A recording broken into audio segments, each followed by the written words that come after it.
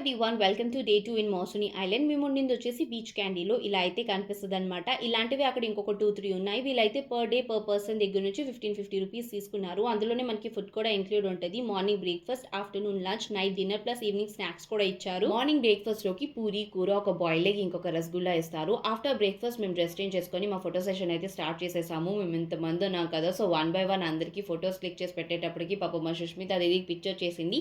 కానీ అయినా కూడా ఓపిక మీద మా అందరికీ ఫొటోస్ ఇంకా వీడియోస్ అన్నీ కూడా తీసేసి పెట్టింది. మనం నార్మల్గా రెడీ అయితేనే ఇన్ని ఫొటోస్ క్లిక్ చేయించుకుంటాము.